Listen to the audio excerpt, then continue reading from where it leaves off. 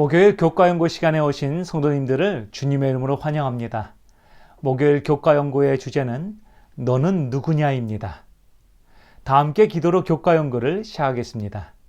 사랑과 은혜가 충만하신 아버지 하나님, 오늘도 우리에게 새날을 허락하여 주시고 말씀과 기도로 이 하루를 살게 하시니 주님 감사합니다. 날마다 주님께서 주시는 은혜에 감격하여 살아갈 수 있는 귀하고 옥된 우리의 생애가 되게 아버지 축복하여 주시옵소서. 아버지, 이 세상의 유혹과 시험 가운데서도 하나님의 말씀을 붙잡으며 나아가기를 소망합니다. 이 시간 하나님 은혜를 베풀어 주시사 말씀 가운데 있는 주의 은혜를 발견케 하시고 주님의 고난의 그 심판의 장면 가운데 저희를 두게 하여 주셔서 아버지, 예수님이 하신 것처럼 우리 역시 마지막 날의 심판을 준비하는 저희 모두가 되게 축복하여 주시옵소서. 성령 하나님 간구합니다. 우리의 모든 심령마다 함께하여 주셔서 우리의 영적 눈을 열어주시사 온전히 심판대 앞에 서 계신 예수님만을 바라보고 주님께서 주시는 귀한 은혜를 발견하는 하루가 되게 인도하여 주시옵소서. 이 모든 말씀 예수님의 이름으로 간절히 기도드렸습니다. 아멘. 다 함께 마가복음 14장 60절로 62절의 말씀을 읽어보겠습니다. 대제사장이 가운데 일어서서 예수에게 물어 이르되 너는 아무 대답도 없느냐? 이 사람들이 너를 치는 증거가 어떠하냐 하되 침묵하고 아무 대답도 아니하시거늘 대제사장이 다시 물어 이르되 내가 찬송받을 이의 아들 그리스도냐? 예수께서 이르시되 내가 그니라. 인자가 권능의 우편에 앉는 것과 하늘 구름을 타고 오는 것을 너희가 보리라 하시니.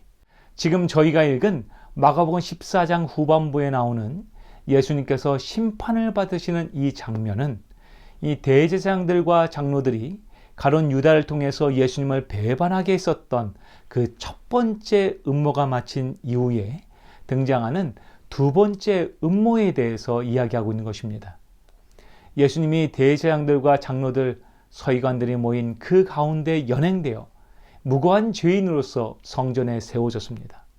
마가는 이 숨막히는 순간들을 마치 드라마처럼 독자들에게 표현하고 있는 것이죠. 그리고 그는 의도적인 증인들의 왜곡된 증언들과 혼란들을 이야기합니다. 그리고 불의한 심판 가운데서 예수님께서 서게 된 것을 표현하고 있는 것이죠. 하지만 예수님께서는 그 불공정한 심판대 앞에서 묵묵히 그 모든 수모를 견디어내고 계십니다. 이제 예수님에게 그분을 죽일 증거를 찾지 못하자 그들은 폭력과 거짓을 또한 사용합니다. 마가복음 14장 57절로 58절은 이렇게 그 상황을 이야기하고 있습니다. 어떤 사람들이 일어나 예수를 쳐서 거짓 증언하여 이르되 우리가 그의 말을 들으니 손으로 지은 이 성전을 내가 헐고 손으로 짓지 아니한 다른 성전을 사흘 동안에 지으리라 하더라 하되. 예수님에게서 죄를 찾지 못했던 사람들은 결국 거짓말과 폭력으로 예수님을 대했던 것이죠. 근데 마가는 이처럼 예수님을 죽이기 위해서 죄를 범하는 사람들을 묘사하면서 참 재미있게 반복적으로 같은 표현을 사용합니다. 그것은 바로 그 증인이 서로 일치하지 못했다. 그 증인도 서로 일치하지 않더라 라는 표현입니다. 마가는 이렇게 표현하므로 그들이 했던 모든 증언과 고소가 모두 부정한 것이며 예수님께서는 불공정한 심판을 받고 계시다라는 것을 나타내고 있었던 것이죠. 그러면서 마가는 이러한 불의의 심판을 받으신 예수님의 모습을 그분을 죽이기 위해서 거짓으로 나오는 사람들과 비교합니다.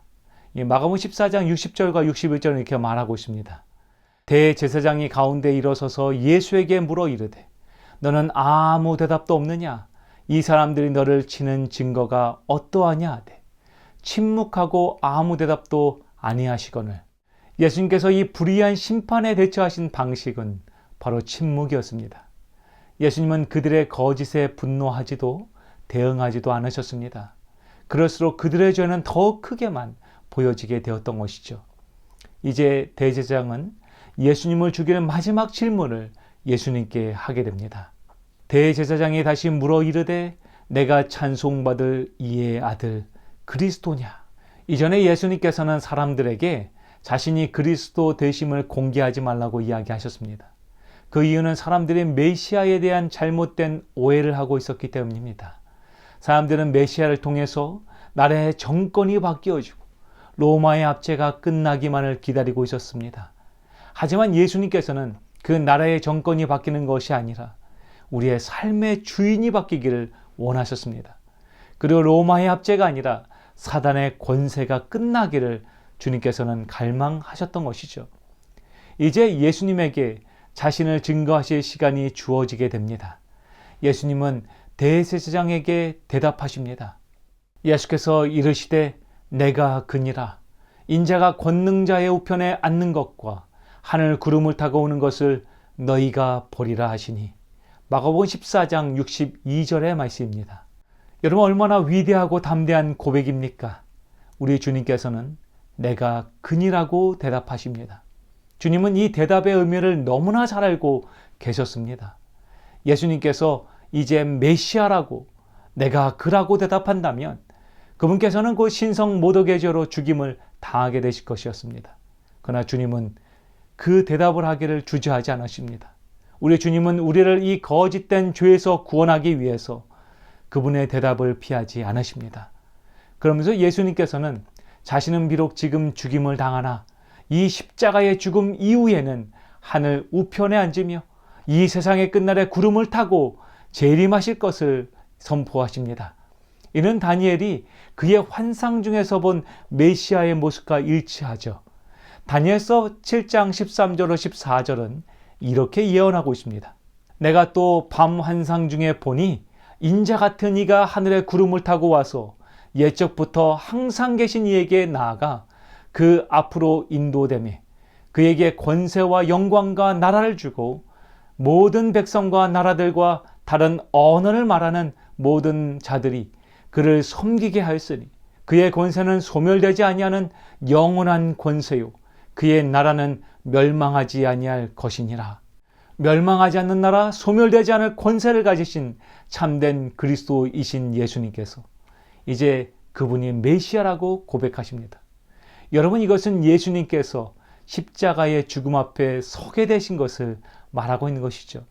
근데 마가는 이러한 예수님의 위대한 증언과 함께 그날 밤 이루어진 또 다른 증언을 소개하고 있습니다. 그것은 바로 베드로의 증언입니다. 마가는 마가복음 14장에서 이 모든 광경을 숨어서 지켜보던 한 사람을 마치 숨은 그림 찾기를 하듯이 짧게 묘사하고 있습니다. 베드로가 예수를 멀찍이 따라 대제사장의 집들 안까지 들어가서 아랫사람들과 함께 앉아 불을 쬐더라. 예수님을 멀찍이 따라가서 군중들과 함께 섞여 있던 베드로는 대제사장들과 공회의 거짓된 증언들과 또한 그에 대하는 예수님의 모습을 멀리서 바라보게 됩니다. 하지만 그는 잠시 후 자신에게 일어날 사단의 큰 유혹은 깨닫지 못하고 있었던 것이죠. 그는 그가 스스로 안전하다라고 판단하였던 것입니다. 하지만 예수님을 떠난 그 어떤 사람도 사단의 유혹과 덫으로부터 절대로 안전하지 못함을 우리는 베드로의 이야기를 통해서 배우게 됩니다. 이제 베드로에게 예수님의 제자됨을 고백할 시간이 주어지게 됩니다. 하지만 베드로는 그의 안에 있는 두려움과 죽음의 공포로 인해서 진실을 고백하기를 주저하게 됩니다. 그리고 예수님의 예언대로 주님을 오히려 3번 부인하게 되죠. 영감의 글은 그러한 베드로의 모습을 이렇게 묘사하고 있습니다. 베드로는 놀라고 당황했으며 군중들의 눈은 곧 그에게 쏠렸다. 베드로는 그 여인의 말을 못 들은 채 하였으나 그 여인은 굴하지 않고 그의 주위에 있는 사람들에게 이 사람이 예수님과 함께 있었다고 말했다. 베드로는 대답하지 않을 수 없음을 알고 화를 내며 이 여자여 내가 저를 알지 못하노라고 말하였다. 이것은 그의 첫 번째 부인이었고 곧 닭이 울었다. 오 베드로여, 그렇게 빨리 그대의 주님을 부끄러워하다니, 그렇게 빨리 그대의 주님을 부인하다니. 마가는 한 여인의 끈질긴 질문으로 하여금 무너진 베드로의 모습을 기록하고 있습니다. 아무리 예수님을 따라다니며 그분을 위해서라면 죽음까지도 감당하겠다라고 말하였던 베드로라 할지라도 그에게 닥쳐온 죽음의 두려움 앞에서 무너지는 한낱 인간에 지나지 않았음을 마가는 독자 모두에게 보여준 것이죠. 이러한 베드로의 연약함은 아마도 초대교회 성도들 가운데서 아직 믿음을 준비하지 않은 많은 사람들에게 보여졌을 것입니다. 그리고 실제로 마가 역시 복음을 전하다가 의지의 연약함으로 인하여 돌아온 경험을 갖고 있었던 것이죠. 그는 누구보다 인간의 의지가 얼마나 연약한 것이었는지를 알고 있었던 것입니다.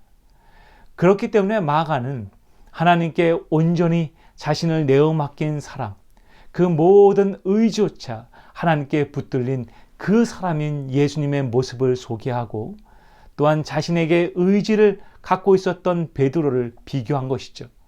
그리고 우리를 위해서 세상의 죄를 담당하신, 그리고 세상의 거짓을 홀로 견뎌내신 예수님의 모습을 우리에게 소개했던 것입니다. 사랑하는 미주교회 성도 여러분, 오늘 저희가 얼마나 연약한 존재인지 우리는 이 말씀을 통해서 깨닫게 됩니다. 그러나 여러분, 그것이 소망이 됩니다. 우리는 모두 죄로 치였음을 사도 바울은 고백하고 있습니다. 우리는 갈대와 같이 죄로 치우친 사람들입니다.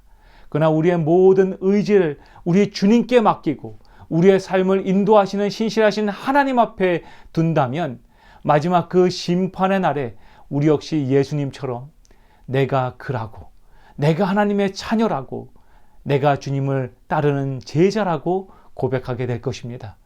그러기 위하여 오늘 세상 죄를 지고 걸어가시는 예수님의 모습을 여러분 다시금 돌아보게 되길 소망합니다. 하나님께서 오늘 여러분들을 그분의 참된 증인으로 초청하고 계십니다. 여러분, 그 주님께서 우리에게 주님을 증거할 시간을 주실 때 우리가 모두 예수님처럼 내가 그라고, 바로 주님을 사랑하는 하나님의 자녀라고 고백하는 저와 여러분이 되기를 간절히 소망합니다. 다 함께 기도로서 오늘 교과 연구를 마치겠습니다. 사랑과 은혜가 충만하신 아버지 하나님, 오늘 저희를 주님의 증인으로 불러주시니 감사합니다. 하지만 때로 저희의 삶 속에서 주님을 증거하는 것이 때론 저희에겐 너무나 무겁고 어려운 순간들이 됩니다. 아버지, 그러한 순간들마다 저희의 영적인 눈을 열어주셔서 저희를 위하여 불의의 심판대 앞에 서셨던 그 주님, 그리고 저희를 사랑하셔서 그 고난의 심판을 견뎌내신 예수님을 온전히 바라보게 하여 주시옵소서. 그리하여 오늘도 저희의 삶을 통하여서 주님이 참된 저희의 주인 되심을 고백하는 저희 모두가 되게 축복하여 주시옵소서. 이 모든 말씀 우리를 사랑하시되 죽기까지 사랑하셨던 예수님의 이름으로 간절히 기도드립니다. 아멘.